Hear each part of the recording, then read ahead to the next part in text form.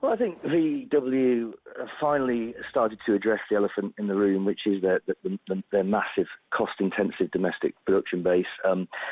I think it's something they have to do.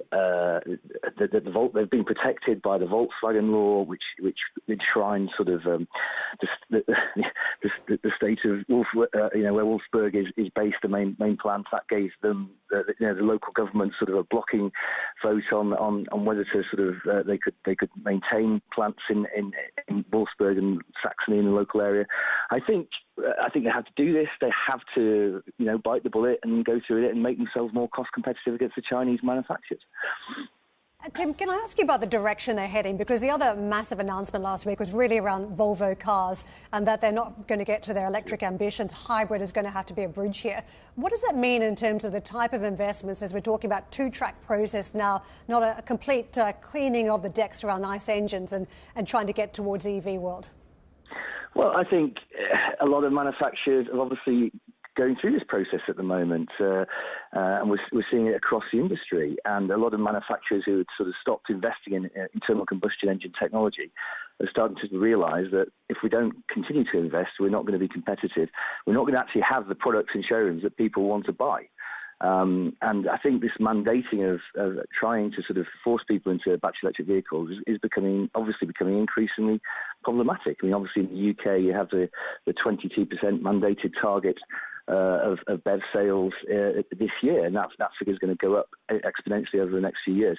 I think that's really problematic, and I think there needs to be a sort of dose of pragmatism from both regulators and the manufacturers. The manufacturers are probably ahead of the curve, ahead of the regulators on this issue, and they're seeing, the manufacturers and the OEMs are the ones that are seeing what customers are wanting to buy at the moment, and it's not as many battery electric vehicles as everyone anticipated.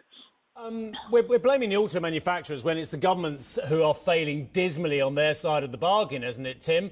Not only are they failing, and I was looking at some of the latest reports on European charging, let alone the United Kingdom, about the woeful number of charging points put in compared to what was promised as well. So I would blame the governments rather than individual companies for not creating the right investment situation as well.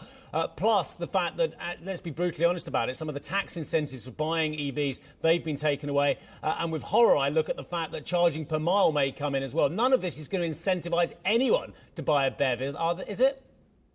Well, I mean, this is the problem. I mean, you're absolutely correct. I mean, there seems to be a sort of daily news cycle in the mainstream media, a sort of anti-BEV sentiment.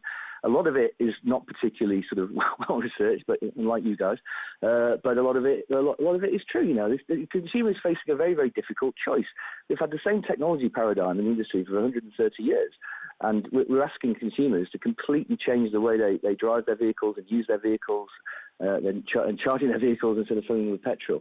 And I think there's been a sort of collective over-enthusiasm from regulators, OEMs, maybe from our side as well, in some respects, for BEVs, really, and not really sort of understanding, that it's a very, very hard sell to get most mainstream consumers to completely change the way they use and operate their vehicles, especially those vehicles have a higher cost to buy, to purchase.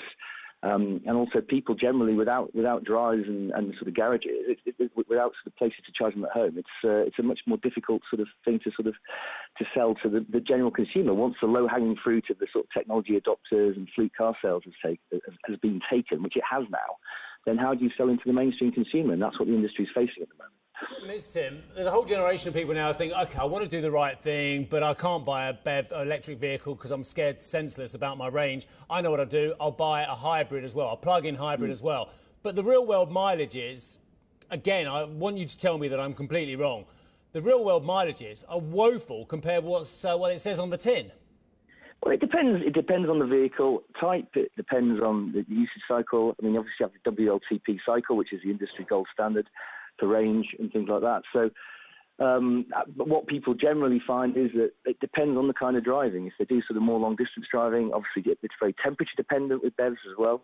If the temperature gets very cold, and the range dissipates quite markedly as well. So unfortunately, there are many sort of anecdotal stories around of people using BEVs and finding them not matching the range that they want. This all adds to the kind of the negative news cycle that's surrounding BEVs, which is perhaps a little bit unfair, but also we are trying to sell these vehicles to the mainstream consumer now. And I think there's lots of the OEMs can do. Maybe something that government can do, especially on the charging infrastructure side, the public charging infrastructure, which is still woefully inadequate in most places, to sort of help that process along. And also education as well. I don't know if you have some kind of public education sort of initiative about electric vehicles, but I think most people, just want a vehicle that works, that goes and, gets them from A to B and from work to back. And I think when you're asking people to spend a lot of money on a complete new technology, I think that's where the problem lies.